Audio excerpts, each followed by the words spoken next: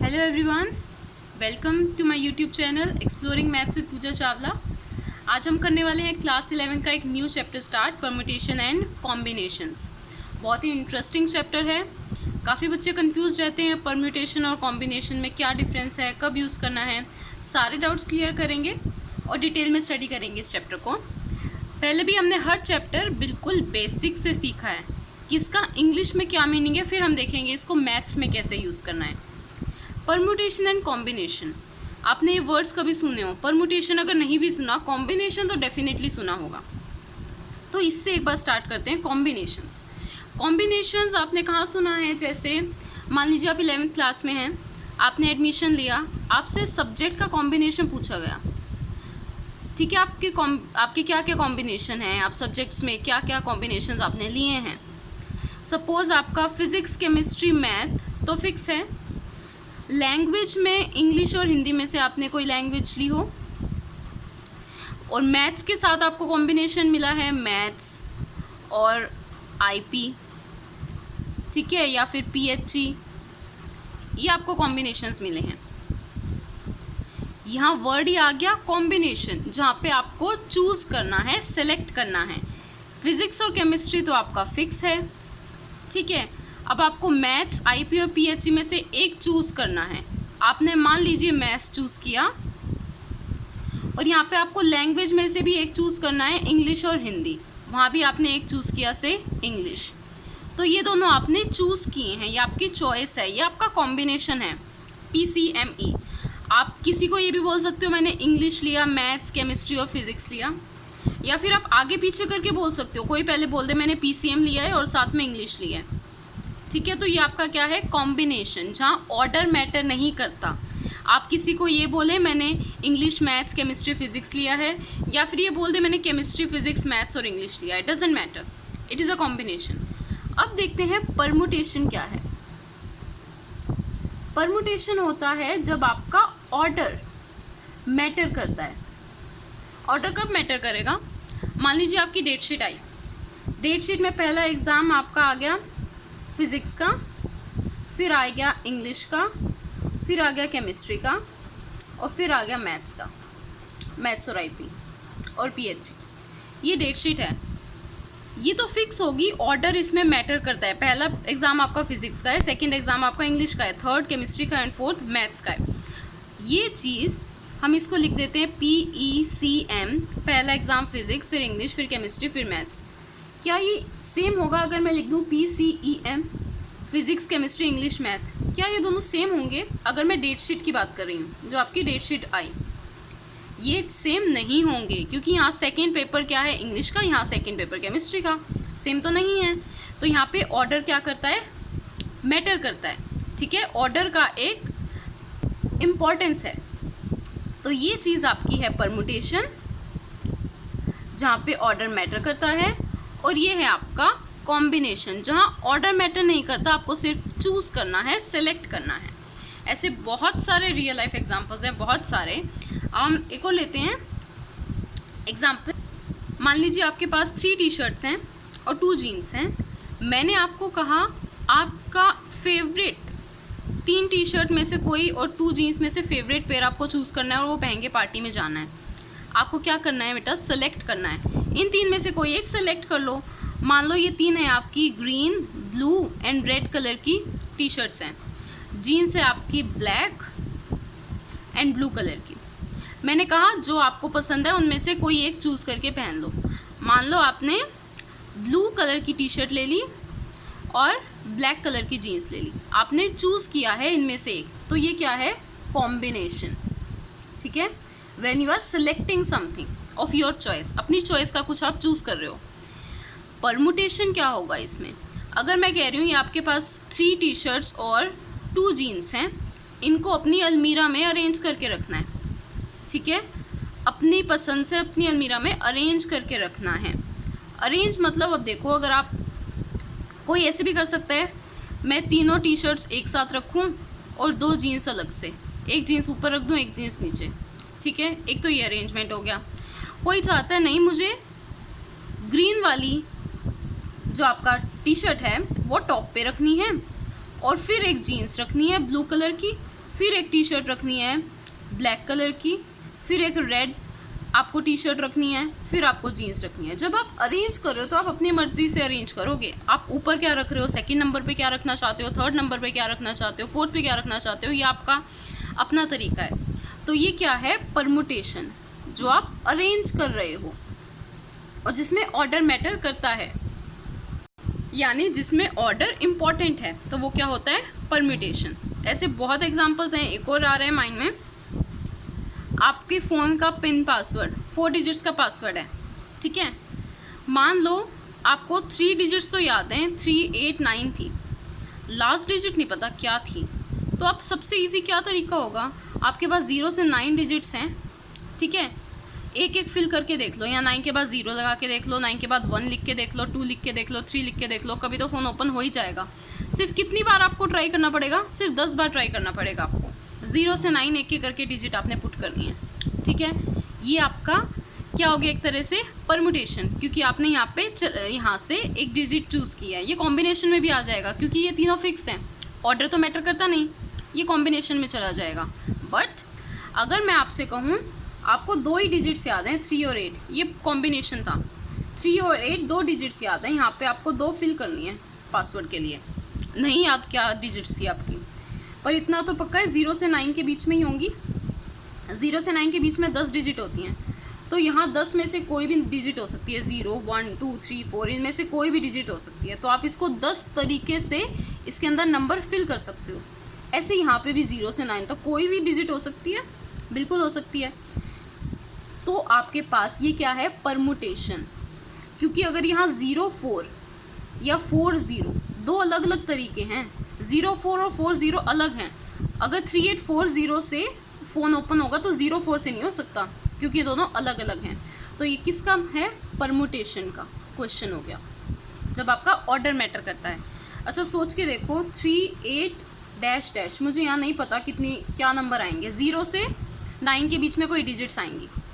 हमें पता है 0 से 9 के बीच में 10 डिजिट्स होती हैं, तो यहाँ आप 10 डिजिट्स फिल कर सकते हो 0 से लेके 9 तक।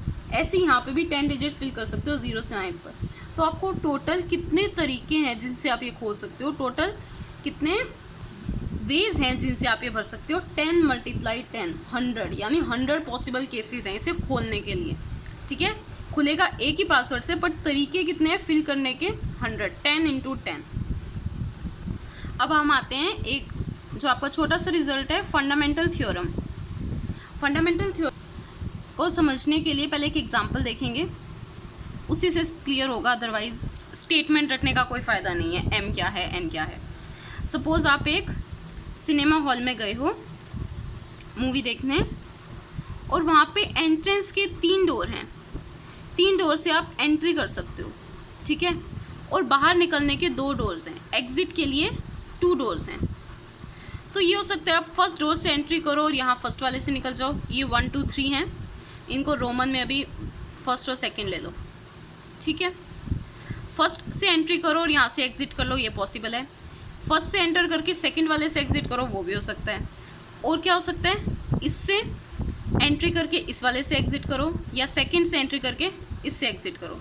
सेम थर्ड वाले से अगर एंट्री करते हो तो फर्स्ट से एग्ज़िट करो, थर्ड से एंट्री करते हो तो सेकंड से एग्ज़िट करो। ये सारे पॉसिबल केसेस हैं, परमुटेशन का क्वेश्चन बन गया ये, क्योंकि आपने क्या देखी है, अरेंजमेंट, ऑर्डर, इसके बाद क्या चूज़ करें, इसके बाद क्या चूज़ करें। तो यहाँ पे आपको एंट्री के कितने तरीके हैं, 3 गेट्स हैं एंट्री के लिए, ठीक है। और एग्ज़िट के लिए कितने गेट्स हैं, 2 गेट्स हैं। तो टोटल आपके जो वेज होंगे, टोटल वेज कितने होंगे, 3 × 2 दैट इज़ 6। चेक करो कैसे होंगे 6। 1 से एंटर करके 1 से एग्ज़िट, ठीक है, या फिर 1 से एंटर करके सेकंड से एग्ज़िट, 2 हो गए। अब सेकंड से एंट्री करो, सेकंड से एंट्री करके 1 से एग्ज़िट कर दो, या सेकंड से एंट्री करके सेकंड से एग्ज़िट कर दो, 2 और हो गए, 4 हो गए। थर्ड से एंट्री करके फर्स्ट से एग्ज़िट कर दो, या थर्ड से एंट्री करके सेकंड से एग्ज़िट कर दो। ये 6 तरीके हैं आपके पास, 3 × 6। एंट्री चूज़ करने के आपके पास कितने वेज थे, 3 वेज, और एग्ज़िट चूज़ करने कितने वेज थे आपके पास, 2 वेज। तो टोटल वेज कितने हो जाएंगे, 3 × 2 दैट इज़ 6। यही है आपका फंडामेंटल प्रिंसिपल ऑफ काउंटिंग। तो फंडामेंटल प्रिंसिपल ऑफ काउंटिंग की स्टेटमेंट क्या है? If an event occur in m different ways, यह था आपका इवेंट, m यहाँ पे क्या था? 3 था। फर्स्ट इवेंट अकर होने के m पॉसिबल वेज हैं, और उसके बाद एक और इवेंट है, फॉलोइंग मतलब उसके बाद वाला एक और इवेंट है जो अकर हो सकता है n डिफरेंट वेज में। यहाँ पे n क्या था? 2 था। टोटल नंबर ऑफ वेज कितने हो जाएंगे? m into n। यहाँ पे भी हमने क्या किया? m into n, 3 multiply 2। अब क्वेश्चंस करते हैं इन्हीं पे बेस। 7.1 फर्स्ट क्वेश्चन, बिल्कुल ध्यान से समझना है, लिखने में 2-3 लाइन्स में फिनिश हो जाएगा, पता भी नहीं चलेगा, बट जो समझना है पॉइंट वो ध्यान से सुनना है। How many 3 digit number can be formed from 1, 2, 3, 4 and 5? आपके पास 1, 2, 3, 4, 5 डिजिट्स हैं। आपको 3 डिजिट का नंबर बनाना है, तो पहले 3 स्पेसेस बना लो, 3 डिजिट नंबर बनाना है आपको, ठीक है। और इन्हीं को यूज़ करना है, 1, 2, 3, 4, 5, इन्हीं नंबर्स को यूज़ करना है। If repetition is allowed, repetition का मतलब क्या है? कोई एक नंबर 2 बार आ सकता है, 1, 1, 2, 2, 1, 1, 1, 1, ठीक है। यहाँ 1 रिपीट हो रहा है, 4, 3, 4, 3, 4, 3, नंबर रिपीट हो सकता है। रिपीटिशन का मतलब ये है। अगर हम बोलें नो रिपीटिशन इज अलाउड, मतलब या तो 1, 2, 3 बना लो, 4, 5, 1 बना लो, 3, 4, 1 बना लो, रिपीट नहीं होना चाहिए कोई भी नंबर। फर्स्ट क्या है? Repetition is allowed. अब देखो यहाँ पे आपको नंबर भरना है, इन 5 में से कोई एक नंबर भरना है। तो इसको आप कितने तरीके से भर सकते हो? 5 वेज। मतलब आप यहाँ 1 भी लिख सकते हो, आप यहाँ 2 भी लिख सकते हो, 3 भी लिख सकते हो, 4 भी लिख सकते हो, 5 भी लिख सकते हो, 5 नंबर भर सकते हो। अब आ जाओ 10th प्लेस पे। ये थी आपकी एक तरह से 1st प्लेस, 10th प्लेस, और ये 1000th प्लेस। अब यहाँ पे भी क्योंकि रिपीटिशन अलाउड है, तो अभी भी आप 5 नंबर में से कोई भी नंबर भर सकते हो। इसके भी कितने वेज हैं? 5 वेज। 1 भी भर सकते हो, 2 भी, 3 भी, 4 भी, 5 भी। ऐसी 1000 प्लेस पे आ जाओ, 5 में से कोई भी नंबर फिल कर सकते हैं। इसके भी कितने वेज हो गए? 5 वेज, ठीक है। हमारा प्रिंसिपल ऑफ फंडामेंटल काउंटिंग वाला क्या कहता था? इसके अकर होने के m वेज हैं, इसके n। अब 3 हो गए, कोई दिक्कत नहीं है, m, n और p, तो इनको आपस में क्या कर देते हैं? मल्टीप्लाई। 5 मल्टीप्लाई 5 मल्टीप्लाई 5, तो टोटल कितने वेज हो गए? 125 वेज हो गए आपके इसे करने के। और मल्टीप्लाई क्यों लगा रहे हैं? एक चीज़ ध्यान रखना, जब आपके साथ है आपको ये एंड, इंग्लिश वाला एंड, आपको फर्स्ट डिजिट भी फिल करनी है, एंड सेकंड डिजिट भी फिल करनी है, एंड थर्ड डिजिट भी फिल करनी है, ठीक है। सारी चीज़ें फिल करनी कंपलसरी हैं, कोई छोड़ नहीं सकते। जब सारी चीज़ें कंपलसरी हैं तो हम क्या लगाते हैं बीच में? मल्टीप्लिकेशन का साइन, ठीक है। अब नेक्स्ट आ जाओ, रिपीटिशन इज़ नॉट अलाउड। फिर से हमें 3 डिजिट्स में 3 डिजिट का नंबर लिखना है इन 3 बॉक्स में। अभी भी वही है 1, 2, 3, 4, 5, बट अब क्या बोल दिया? Repetition is not allowed. 1s, 10s, 100, first 1s digit भरोगे, इन 5 में से कुछ भी फिल कर सकते हैं, तो इसके कितने वेज हैं? 5 ways. Because you can enter any number here, 1, 2, 3, 4, 5, यहाँ 5 में से कोई एक नंबर हम फिल कर चुके हैं, ठीक है। अब बाकी कितने नंबर बचेंगे? हम कोई एक नंबर फिल कर चुके हैं, मान लो यही फिल कर दिया, रिमेनिंग कितने नंबर बचेंगे? 4 नंबर्स, क्योंकि रिपीट नहीं कर सकते। तो यहाँ पे कितने नंबर भर सकते हो? 4 नंबर्स या 4 वेज, ठीक है।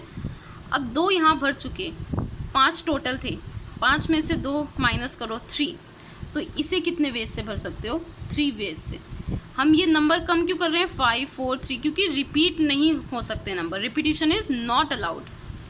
तो यहाँ पे 5 में से कोई एक नंबर भर दिया, यहाँ पे 4 बचे, अब उन 4 में से कोई एक भरोगे।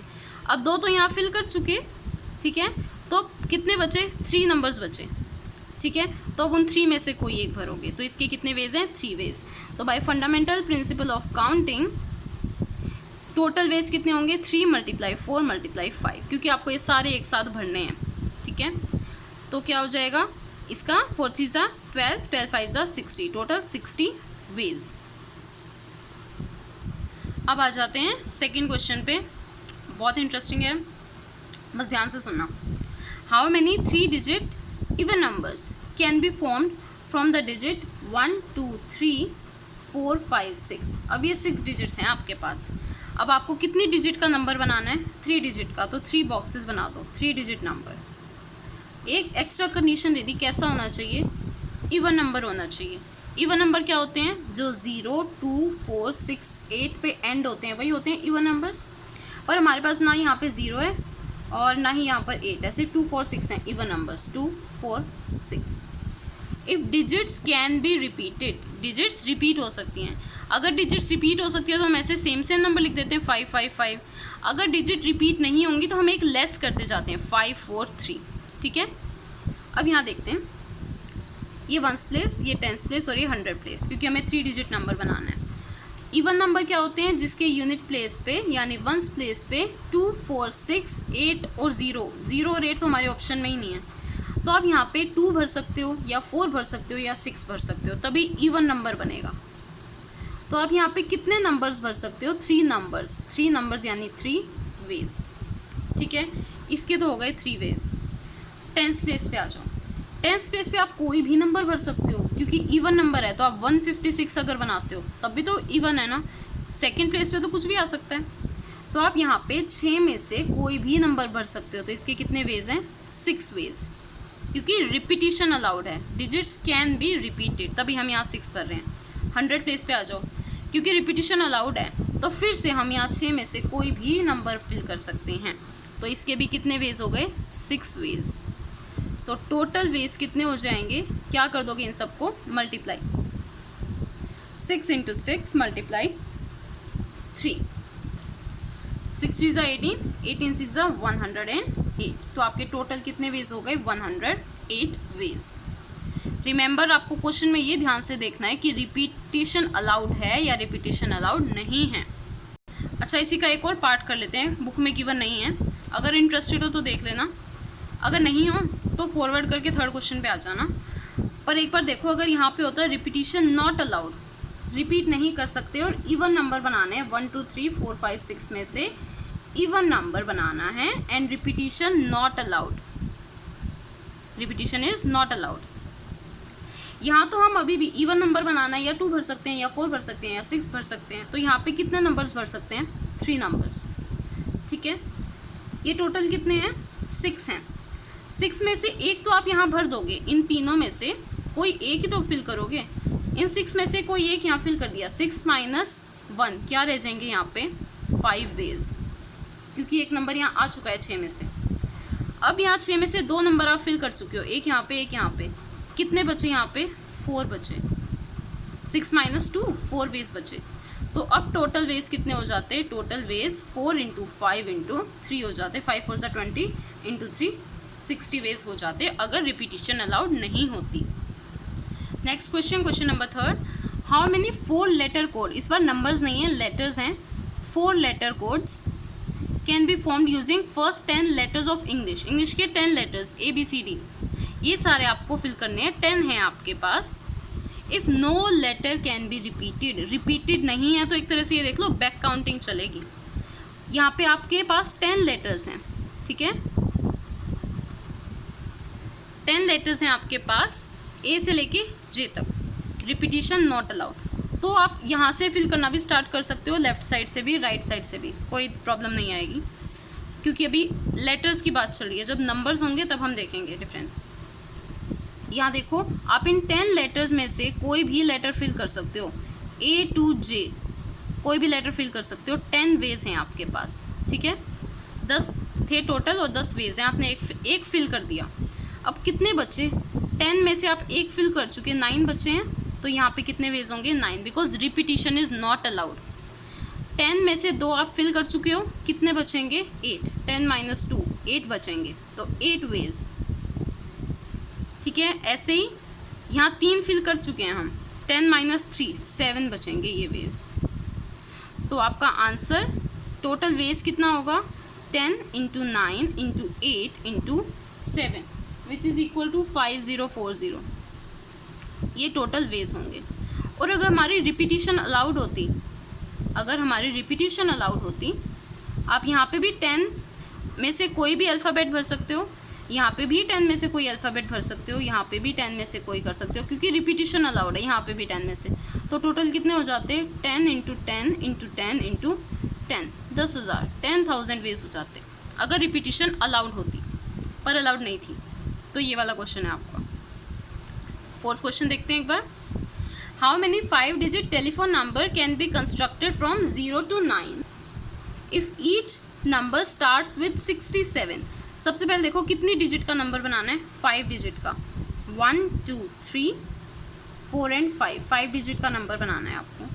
कौन कौन सी डिजिट्स यूज़ करनी है ये चेक कर लो। 0 to 9, 0 1 2 3 4 5 6 7 8 एंड 9, ये 9 डिजिट्स आपको यूज़ करनी है। 0 to 9। ईच नंबर कैसे स्टार्ट होना चाहिए, स्टार्ट्स विथ 67। ये तो आपको दोनों पता है, यहाँ पे पक्का 6 और 7 आएगा, यहाँ कुछ और अपनी मर्जी से फिल नहीं करना, यहाँ 67 ही आएगा।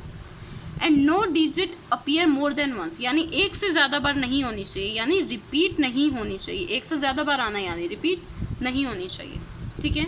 ये 0 से लेके 9 तक, 0 से लेके 9 तक आपकी कितनी डिजिट्स हो जाती हैं, 10 डिजिट्स हो जाती हैं, ठीक है। 10 में से आप 1 फिल कर चुके हैं 9, बल्कि आप 2 फिल कर चुके हो। 10 में से 2 फिल कर चुके हो, कितना रह गया 8। तो यहाँ पे आप बची हुई 8 डिजिट्स में से कोई भी डिजिट भर सकते हो। 8 वेज, मैं ये नहीं कह रही यहाँ पे 8 नंबर लिखना है, 8 तरीके हैं भरने के।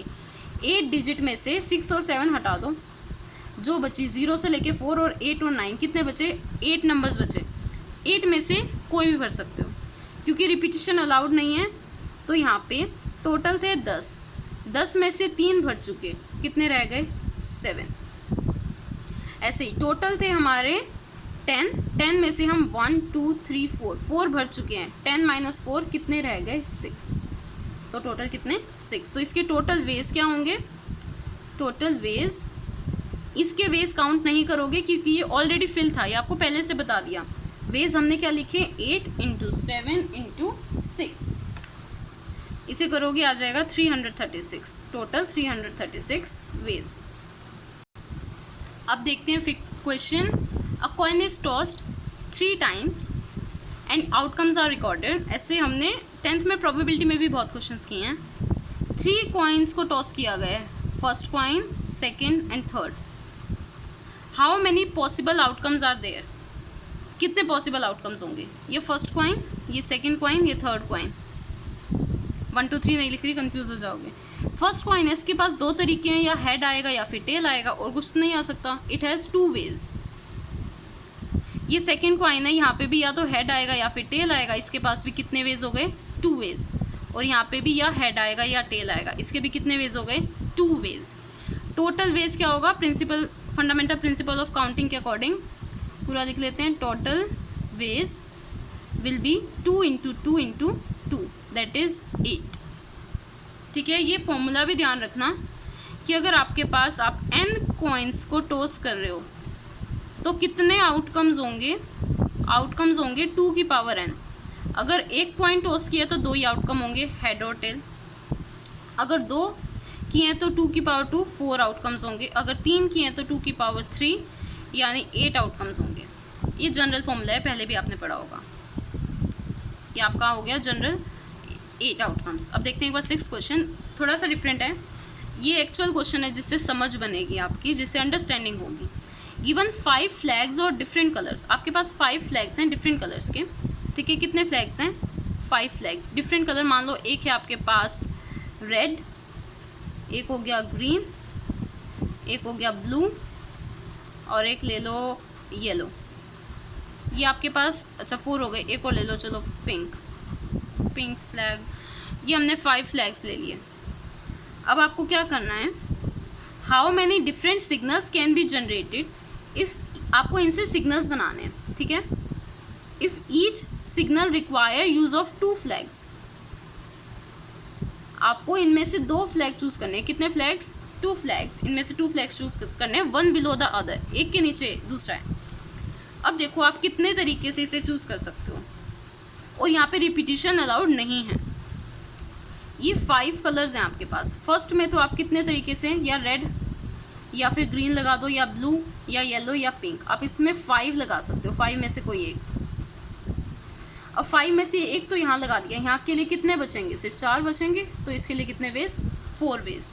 तो फंडामेंटल प्रिंसिपल ऑफ काउंटिंग की वजह से वो क्या कहते हैं, अगर फर्स्ट के होने के m वेज हैं और सेकंड के n वेज हैं, तो टोटल वेज कितने हो जाते हैं, m × n। हम अब तक यही यूज़ कर रहे हैं। तो टोटल वेज m × n, यानी 5 × 4, दैट इज़ 20। सो आज की वीडियो के लिए इतना ही। आपको वीडियो कैसी लगी प्लीज़ कमेंट सेक्शन में लिख कर बताएं। अगर किसी क्वेश्चन में कोई भी डाउट है तो भी आप कमेंट सेक्शन में पूछ सकते हैं। And please like share and subscribe my channel and don't forget to press notification bell. अगर आप नोटिफिकेशन बेल प्रेस करते हो तो मेरी अपकमिंग वीडियोज़ की नोटिफिकेशन आपके पास होगी। Thank you.